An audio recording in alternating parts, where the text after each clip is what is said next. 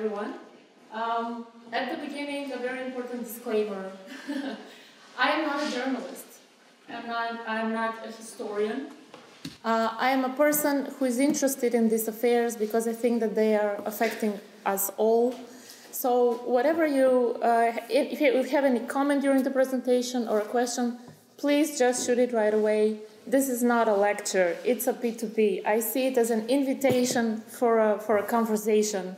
I'm absolutely not the expert. I have just selected some of the things that has meant something to me, things that I thought, oh, this few things could be connected. This might have something to do with this issue. So we can look at the phenomenon of fake news. We can look at it from very different perspectives. We can analyze it as journalists, or as historians, or as behavioral scientists, or as technologists, because it's all connected with internet and the modern technology. So we can select all sorts of perspectives to talk about this issue. So these are just a few of my personal notes. Maybe you will agree with them, maybe not. If not, even better, please speak up, because that's how we're going to have a discussion. Okay, so let's begin with the famous quote of Abraham Lincoln. Another explanation at the beginning. The title of the presentation is fake news, but since I'm going to talk about a larger phenomenon, I will use the expressions fake or pseudo or propaganda or other words that are connected with the issue, with the phenomenon of false news interchangeably in this presentation. There are huge differences between them. There are huge differences among them formally and in the theory. But for these purposes, every time I use some of those words, it is because I'm going to try to explain what is behind it and some mechanisms that groups of people, institutions, interest groups use to hook us on, like we all are, about different aspects of the issue.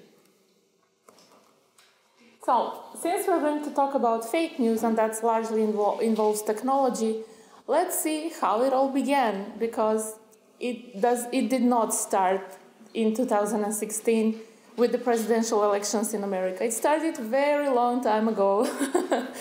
And I have this interesting example from the 13th century before Christ. There was this Emperor Ramses the Great, and this very important battle of Kadesh that we don't know a lot about today, of course. It was a battle against the Hittites. What is interesting is that later historians found very different information about this battle, but what Ramses the Great did is that he had inscriptions and poems and bulletins and reliefs carved into the walls of temples that was saying that he won the battle, that he was the greatest hero, that it was a success, and so on. And historians that came afterwards found and explored other sources about that battle and could figure out that that was not true, that actually it didn't happen that way. But we have these monuments from the 13th century before Christ that glorify him as the victorious, heroic leader of his times. Another example is ancient Greece, and since we're talking about technology, my focus is there. So it started with the writings on the wall, but it continued with drama and games and religious festivals. All of those media was used also, among other things, for proclamation of certain ideas, for influencing the attitudes, behaviors, or beliefs of certain group of people in societies. What is interesting is the first printing press, Johannes Gutenberg. I'm sure all of you have heard about him or know about this part of history. That's the first printing press. Why is this press important? Because it's changed the game a little bit. Before that time, especially the Catholic Church was copying and writing Bible and excerpts from Bible and other religious documents in hand. So that was a very long process, very expensive process, involved a lot of people and so on. So what happened is that after the Great Plague, suddenly the church found itself with lack of resources, lack of people, and realized that they had to do something to increase their funds and resources. they came up with this great business plan, a great strategy shift that said, you can buy absolution from Christ if you have money, so you can pay for that.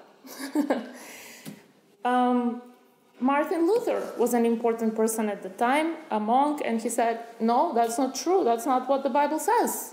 So he decided to correct this propaganda and started translating the Bible in common German language so that people can understand that it's not written in the Bible. That really was not the case. So what he did is translated the Bible in common German and used the Gutenberg press to make a lot of copies to disseminate to the people so they know that this was not really the case. Here is the interesting point for our discussion. At that time, when this happened, actually, the so-called gatekeeper of the news, of the truth, of the information that is going to be spread, and that is the church, didn't like that. Suddenly, there's someone else telling people how things are and how they are right now. We won't go into details there, but this is one of the first examples where technology shifts a game. It's not only one source of information that we have. Now we can have other sources of information, regardless whether it's true or false or how we're going to treat the information itself. But if we focus on technology, nothing new is going on. So at that time, Pope Francis, King Francis in Germany, decided that he wanted to do something about it. What's going on? This press is going to ruin our authority, our way of doing things, our way of life. So what he says is, from now on, we are going to prohibit making copies of the unauthorized copies of the Bible and different religious texts with the Gutenberg press. And he didn't stop there. He said that the punishment will be capital. So if a person decides to copy something and spread any kind of information refuting what the church was saying, is going to be punished by death. Luckily, it didn't stay for long because it was unviable. It was impossible. So this law was in force for a very short time. So this is what happened. When is this? 15th century? Okay.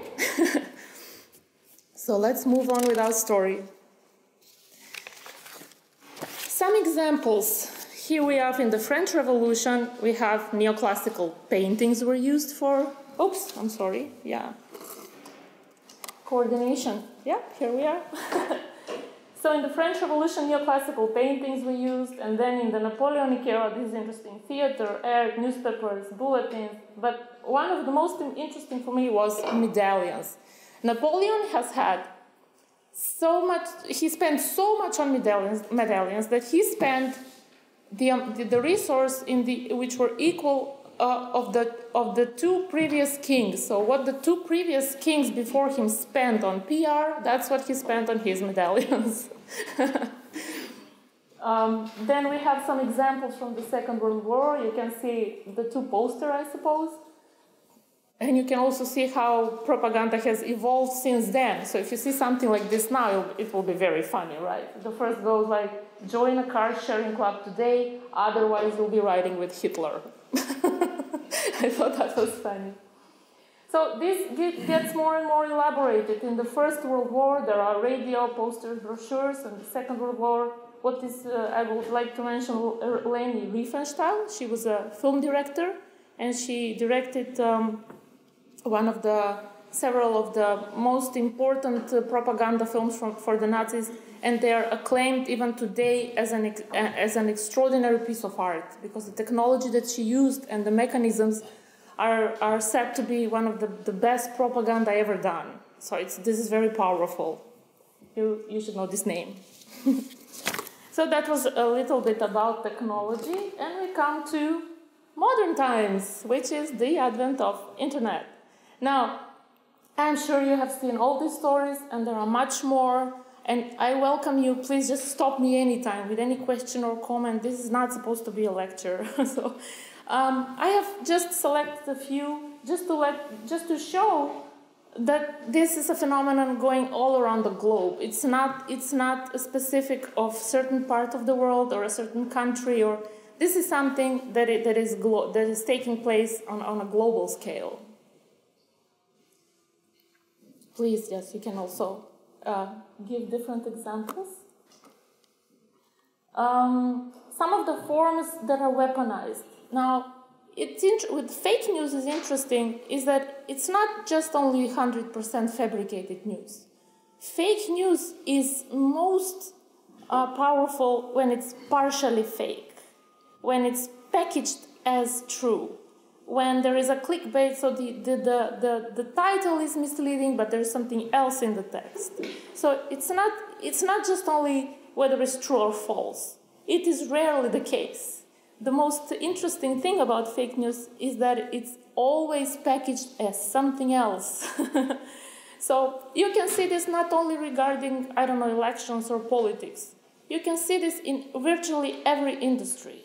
We have a lot of different news about food and nutrition. We have a lot of different news about vaccines, anti-vaxxers, different movements, chemtrails, someone's poisoning us, conspiracy theories, you name it. That's a playground for fake news. And that's one of the most exploited areas where all of those things combine, play well together.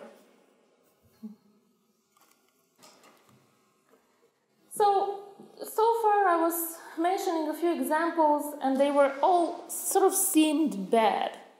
But is it really the case? I mean, a lot of PR is going on, a lot of information is going on, and not all of it is bad. Some of it is good. Maybe you can also share examples. When we worry about our national security, then we tend to justify some of the things that the states are doing to protect us. We are, when a certain piece of news is used for defense, we tend to justify it somehow, or to have more understanding. This is also true when war and security is taking place. Corporations, advertising, you name it. Like in my country, there was this company that was making a probiotic yogurt. I think that's the word. So a yogurt that is good for your digestion. It had a lot of good bacteria and so on and so forth. And this was going on for several years before someone said, hey, wait a minute, did someone check this? Is this true? So it turned out, maybe not really. So we have this specter of good and neutral and bad, which is part of the problem. That's why we're confused now, because we don't know which one is used for good purposes. We have a lot of PR used for protection of people. We have campaigns for safe driving or anti-drugs, so it's not very, very easy to discern who is on whose side, how are all those news created, and so on. Religion uses this all the time, as we all know. And what is interesting is that there are laws. There are laws against fake news, against propaganda, against pseudo-news. And that is why we can see later different interest groups invent other ways in the society to proclaim a certain attitudes which are practically not covered by law. Oops, I missed this. So yeah, I will continue with society. There has been a lot of reports. Now let me get to my note. There has been a lot of reports about why there is a declining trust in government since the 60s and 70s. And only yesterday, I was just telling, we were commenting with Martha, only yesterday in the news, we heard about the latest scandal. It's called the Paradise Papers. Did you hear about that? Yeah, only yesterday. So we have this news all the time. We hear about scandals. We hear about scams, high officials involved in financial frauds, tax evasions, people not paying taxes, a lot of companies. So when you hear this, what normally happens is your trust starts to decline. You say, well, what they're doing, aren't they working in my interest? What's going on? So I have put several quotes for us just to think about them. Regardless of political history, electoral system, or style of government, most contemporary publics are less truthful of government than they were in the era of their grandparents. Do you think it's true? Yeah. So that's one of the phenomena. And and this is from the same political scientist. He says there are seismic shifts in religion, activism, from collectivism to individualism. And I think it's the last one is specifically true. We are guided towards thinking that we are good at everything with these personalized technologies and everything. We are our own doctors, we are our own teachers, we are our own reporters. We can go around, take pictures of everything, and that's the truth. But that's not really the case. Like this past weekend, part of the Humphreys, we were present at the Global Leadership Forum with our other colleagues from 11 other universities, and there was our group from the University of Arizona. They're studying journalism. So this colleague said, when I came to the first class in the Arizona University, and the first thing the professor asked was, how many of you are paying for news? Nobody said yes. Like, we don't pay for news, we get it for free. But then in that case, we don't know what we're getting. Like, some of the things is good, some of the things is true, some of the things is biased. That doesn't mean to say that the mainstream media is good. We'll get to that a bit later. It's just that we have this idea that if it's free, it's on the internet, well, if someone personally does a video, it must be true. But that's rarely the case anymore, so we don't really know what is and what it isn't true. So this is happening with our society. There's, let's summarize that, and the picture says it. How do you know if a news story is true? And the guy says, if I agree with it. So this, I'm sure you can attest to this. There's a rise of echo chambers, or so-called filter bubbles. We are cherry picking. We're looking for the information that we agree with, not necessarily the information that is true. Because of all the movements in the world, there is growing social polarization, and because of all the crises that have happened, economic and otherwise, there's citizen apathy and political disengagement. Do you agree with that? And reinforcement of prejudices. Like one of my favorite cartoons says, "What is common sense?" And the answer is, all your prejudices by the end of that you gain by the age of 18. So we call that common sense. Yeah, please. Well, to a certain extent, the phenomenon of hyperbolic news is not particularly new. Like the age of yellow journalism, like the 1890s. Absolutely, it's not new. George Hearst. Like my father's a big fan of Mark Twain. He said Mark Twain back in California, he would work in newspapers where, if someone wanted to create like a gold rush for a particular property, they would fabricate gold claims. I guess the real development now is just how widespread you can do it, because back in like the 1880s, you were limited by how much paper you could print. Exactly. Just absurd space. And the reach was maybe more local or regional. Now the reach is global, and the technology amplifies that. That's why we're talking about technology a little bit. I mean, I'm quoting Goebbels, which is a notorious figure, and he was aware of radio only. And at that time, during Second World War, he said radio is the best invention ever. You can do whatever you want with it. So that is what they knew at that time. But yeah, that's why in my introduction I say the story is seemingly shifted. It's not really. It's just amplified. It just makes technology makes it huge and with global reach. But I completely agree with you. Yeah, and that happens all the time. It's still everywhere. Also, it's not only with the tool as a technology, it's also with the impact that it leaves. Like, for example, now you could have governments change because of fake news. Absolutely. In the past, Absolutely. It has happened in the past with different means.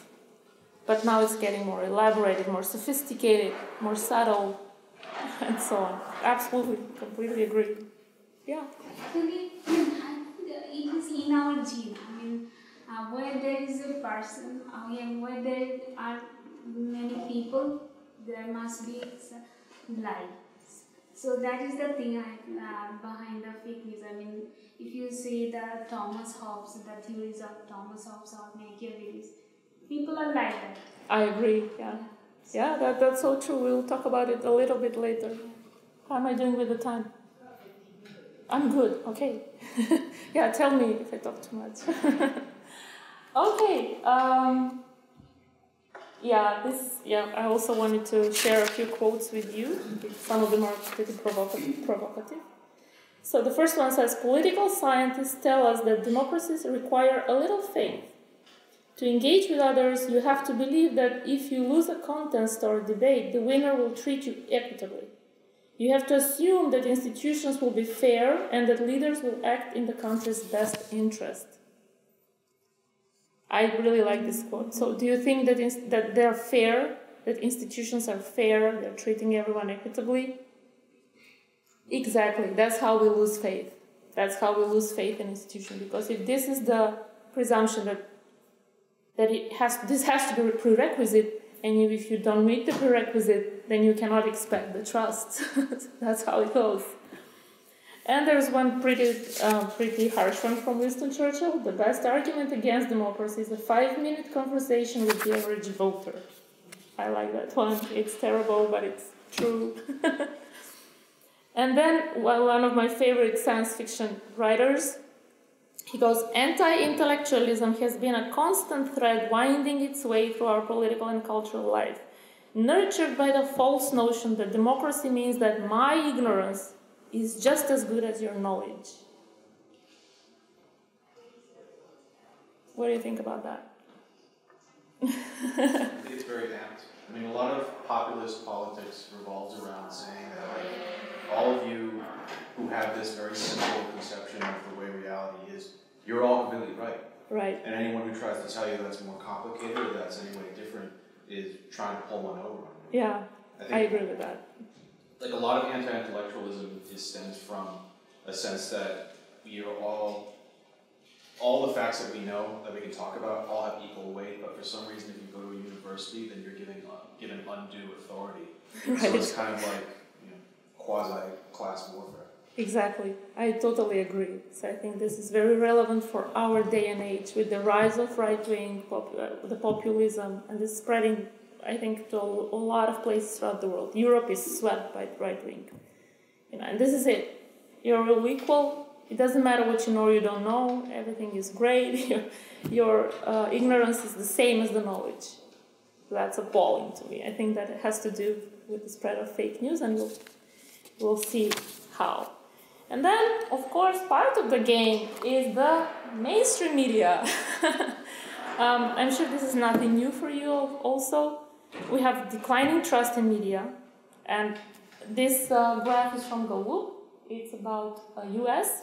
The examples I have are mainly from the Western world because there's more information.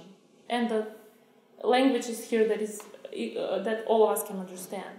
But I think this is happening throughout the world in different scales. So again, please use your examples. It doesn't mean that I'm just focusing on what's going on here right now. So there are building conglomerates of increasing power and influence. They're financed by corporations, governments, and interest groups, which is again one of the reasons why we lose faith. So we lose our trust in institutions. We lose the trust in mainstream media because of this. These are all part of the puzzle of the fake news phenomenon. And one of my favorites, Chomsky. I'm sure you've all heard about him. You all know about his theories. This was done 20, 30 years ago. It's nothing new. So him and Chomsky and Berman, this is what you see is his propaganda model, six filter propaganda model, that he says that is used by the mainstream media. So this is happening for a long time. It's a conceptual model in political economy that explains how propaganda and systemic biases function in mass media. So let's see how they function. I'll just mention briefly. We have the size, ownership, and profit orientation. This is all about the big media. Wealthy elites control major media conglomerates, and new entrants face huge costs. So we know this from studying business. If you have a monopoly somewhere, the costs to enter that business are really high.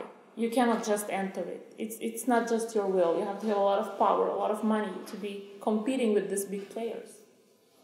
Revenue dependency on advertisers biased news towards consumer culture and wealth idolization. Do you agree with this?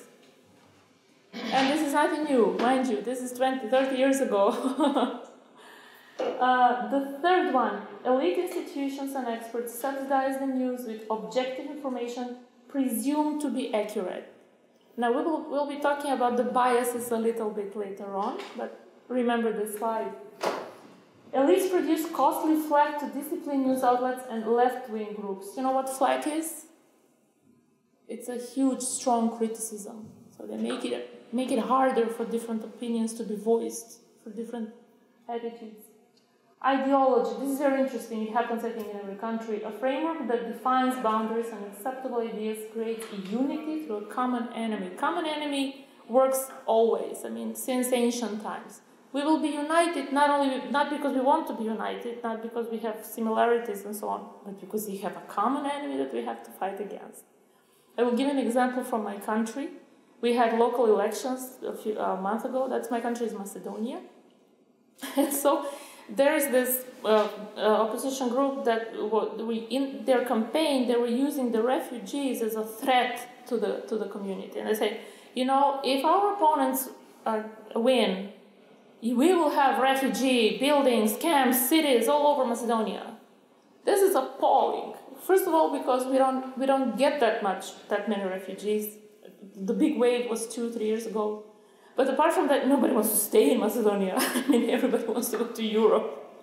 So here's this completely bogus thing that the party is using to scare everyone off not to vote for the opposition. So they're not using economy or,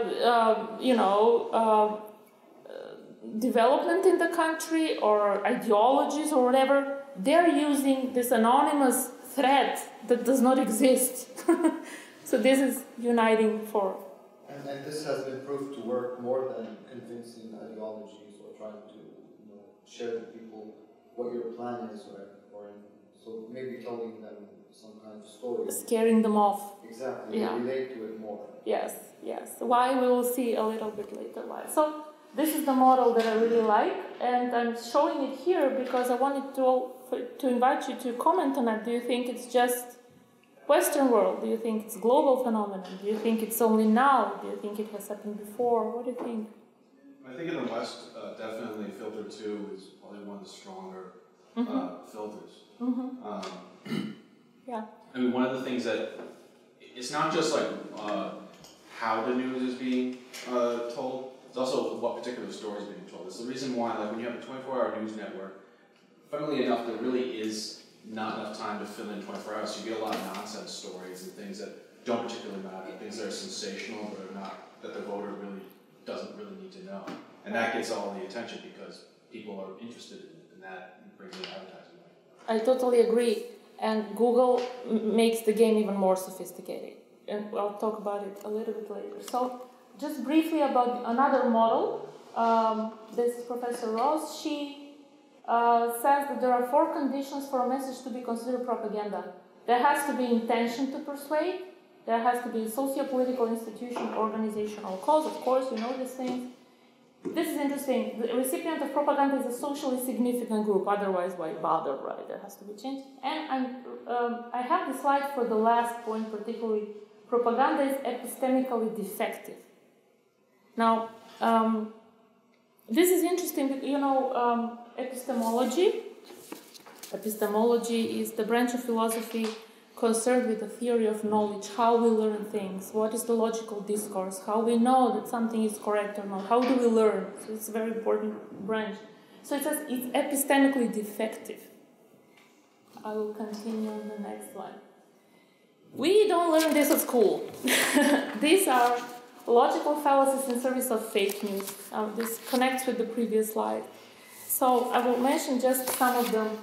These are fallacies that we are not taught in school. This is part of critical thinking. In order for you to be able to assess any information, you should be able to assess the information through these lenses. Those with boxes are the ones most often employed in creating propaganda or fake news. So we have black or white. where two alternative states are presented as the only possibilities when in fact there are more other options. So people will go and say to you, you want to vote for A or for B? If you're not A, you must be B. There's nothing else. Like, it's a false dichotomy. Then there are other things, bandwagon, when you're appealing to popularity. Oh, well, everybody votes for that person.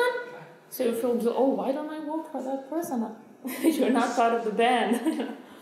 And there are other things, appeal to emotion, because whenever there is not a logical discourse, people appeal to emotion, because you don't need knowledge for that, right? You're not appealing to logic or reason. You're appealing to lower instincts, and everybody reacts to them.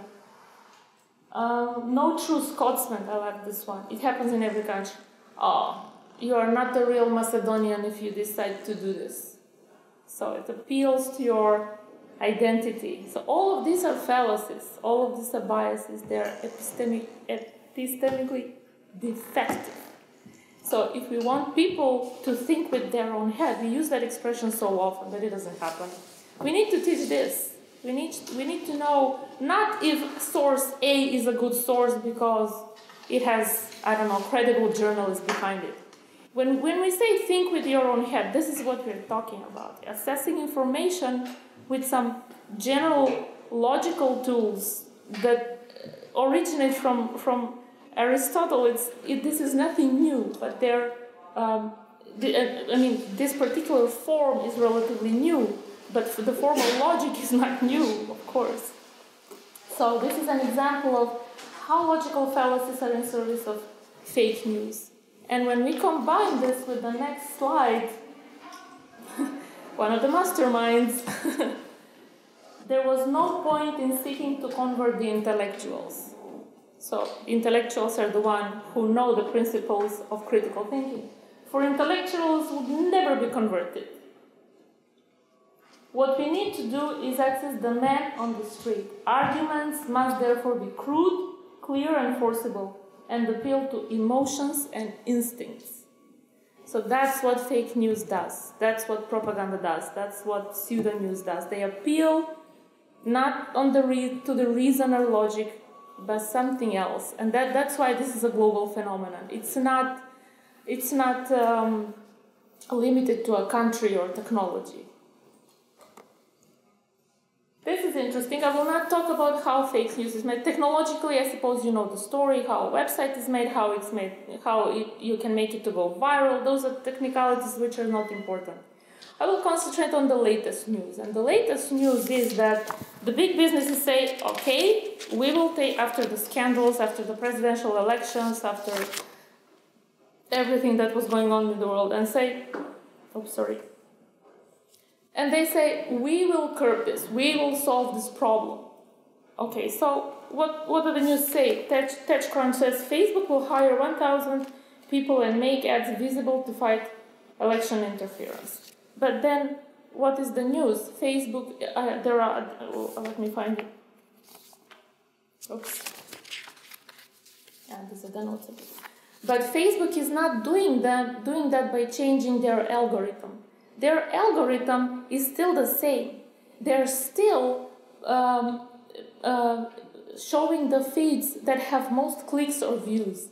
What they did, they outsourced very small companies to filter the news, to label them as fake, which are very small companies, and they said they can do this they can do 5 to 10 stories a day. You know what is 5 to 10 stories a day? It's a drop in the ocean. It's nothing. But they don't want to cut their profits. They don't want to change algorithms that work. So the algorithm is still the same. It's the same with Google. After the previous terrorist attack, for 3 days, the first stories that appeared in the browser, in the Google search engine, were fake news. 3 days passed before Google actually changed this or took those stories off from the first pages. So let's see what that means. So we have these titles,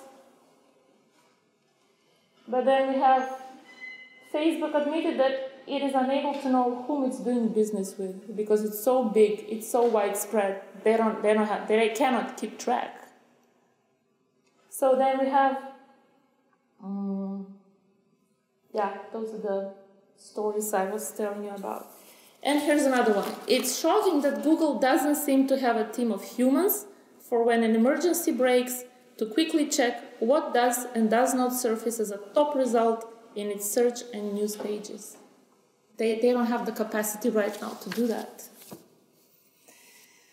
And Twitter can't keep up with all the harmful disinformation posted by bots and real people alike. So they don't make a difference between bots and real people. They don't know what they're publishing. What do you think about that? The monster is gone uncontrolled.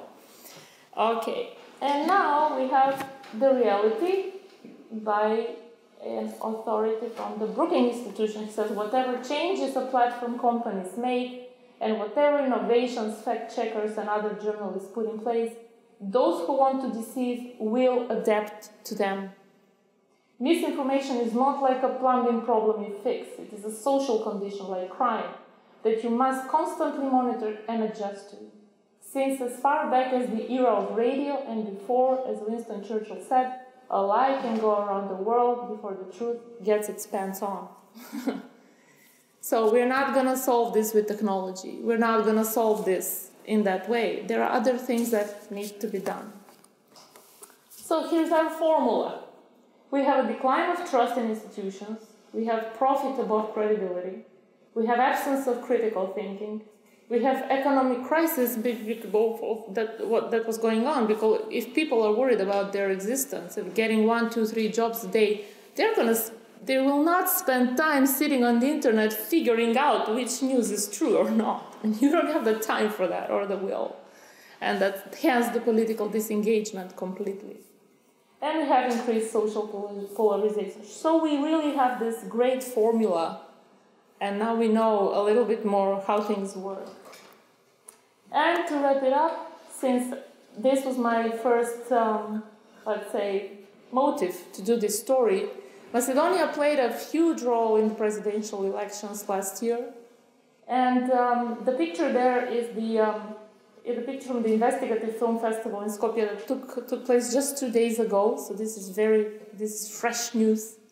And they were the ones who managed to get one of the kids that was doing fake news as part of the panelists. So he was talking, and it was very interesting because you rarely get a chance to speak to someone who actually did that.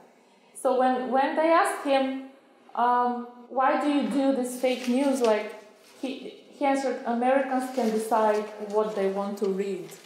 Isn't this funny? You can substitute Americans with any nation in the world. So do we really know? This is a great answer. They can decide. Yeah, we'll decide. But based on what do we decide? When we are not equipped to decide well because of all the things that I mentioned before. So he also said that Skopje-based journalists helped write the news. This is not just one kid. This is a network. Someone wanted to take part of this huge phenomenon. And there's a great... ironically, there's a quote from the mayor of Veles when they asked him, and he's telling this with a certain smile on his face, like gloating a little bit. They asked him, do you know what's going on in your city? Do you know people are making money like in this way? And he goes, that's not illegal. It's a completely legitimate business. And you know what? He's right. And that's the problem. It is a completely legitimate business. So, but there are, of course, other people who are working on it, and we have in Macedonia, I have to say, great journalists. Now we have 2 young people, Kristina Ozimec, she made this festival, invited people from all over the world, very important people in journalism. And we also have Mediapedia, so now in Macedonia we know which media outlet is founded by whom, where the money comes from, and so on. So, although we're a small country, please don't remember us just because of the fake news. There are other people and institutions who are really working hard to stop this because we're not proud of it, obviously. I would like to end this with 2 really short videos and a very small point that I want to make at the end. But first, this is going to be 3 minutes.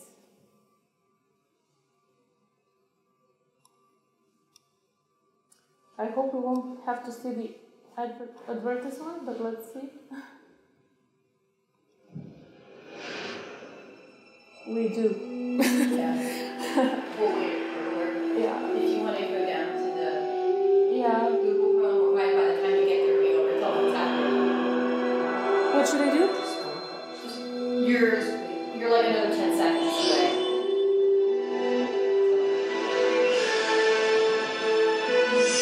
Because I cannot just see. Okay.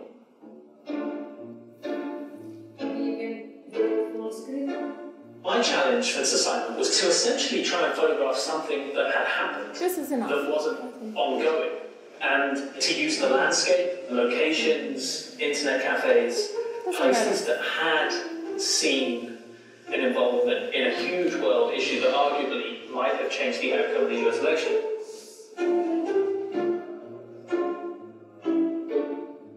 There used to be a factory over on the horizon, there used to be this here, there used to be that here. When I began to think about, those jobs and the opportunities, the jobs that were lost and the opportunities that were now available to Macedonians in that town, particularly to Bella's youth, then that gave me an idea that, well, if there were a feeling of no opportunities or that young people's options were severely limited, then I could begin to work from that, and that perhaps this story, rather than having people in the midst of doing things, I could rely on the recent history and the location to piece this story together like that.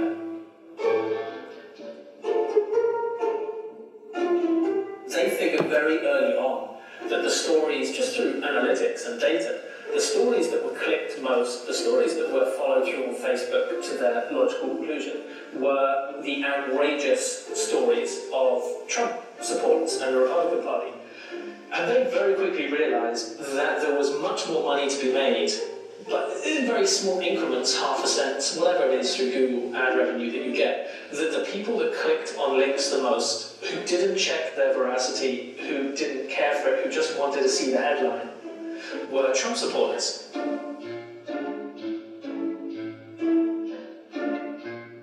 And so with Boris, the guy just wanted to make some money, and when he was making lots of money, he figured he could quit school. I don't think his teachers were particularly, strong at trying to get him to remain in school. He was making a lot of money, more money than they would in a year. They encouraged him. It was always my intention to capture a more reportage moment of him engaging with his friends, perhaps in one of those internet cafes, perhaps in one of those bars. But all of those things just didn't materialise in the way that I would have liked to. I spoke to him about how he would like to be photographed, how he would like to be sitting, where we should do it. It was a cooperation to get that picture of him sitting on the computer screen. Macedonia's response to being caught up, or being the centre of one of the biggest stories of 2016, with fake news and the sharing of fake news online, I think was met with kind of a little bit of grudging respect for the people that had done it. There was something else out there and they wanted a piece of it.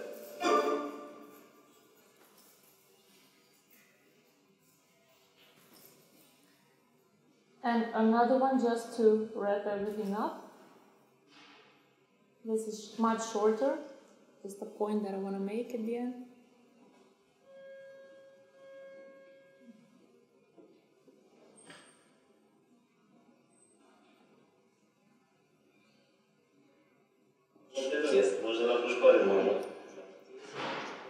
They're thirsty for the articles. That's all I have to say about them. They want to hear news about Donald Trump. Just tell me, why are you doing this? What's in it for you? For money, for recreation. I don't know how to put this. There isn't much to do around here. A lot of kids don't go out. We're doing this out of boredom. This story is wrong. It's on your website. You are sharing it so that Americans can see this and they might believe it. Do you feel responsible for that? Дали се чувстваш отговорен за то, што на твојот вебсайт откривме сега дека има лажна информација? Do you feel bad? No. Yeah. Do you feel bad? So what happened next? Что ви се случи? Ще го издържам поста. He will delete the post. Will you carry on with the website? Дали ги продължиш с това на портала? Да. Yes. Честно, може да направиш пари, може. So the 3-minute video was just, I hope that you will see it like me. It just tells everything that we've been talking about in 3 minutes. A destroyed city, no opportunities, crisis, no jobs, no values. What are the options, right? I mean, I'm not justifying that, don't get me wrong. It's just that all those things just fall into place. They're not a surprise. My presentation starts like that. Are we surprised? Not really. And then the last one, it was interesting to me because we have all these problems in the world, in society, in media, in influences, in wars. And there the reporter goes and asks a 20-something boy, do you feel responsible? What do you think about that? This guy has to justify everything that we are doing for ages. And if he says, oh, I really feel bad, I won't do this again. So, thank you for your attention. That was it for me. But I hope that you... Oh, yeah, I forgot about this interesting... That was like, where do we go from here? Actually, I want our discussions to continue. What is next? But that's it. Thank you. Question. Yeah. According to you, do you think that this phenomenon of fake news will end one day? No. Why? Because it's out of leash. It's totally uncontrolled. That's what we've been talking about. The example with Gutenberg, remember, with the press, when someone tried to stop the printing, the copies of unauthorized copies of the Bible. It's happening again, but with a different technology on a different scale. You cannot stop this kind of thing. It's already gone. What we can do is just intellectualize about where it's going, what's going to happen. I think that people will become even more apathetic. And instead of choosing what to trust, they won't trust anybody or anything. Now, it's just my opinion. As I said, I'm not an expert in this.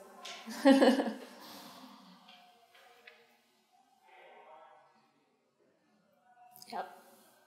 I think that the remedy of this is to teach some kind of critical thinking when it comes to information.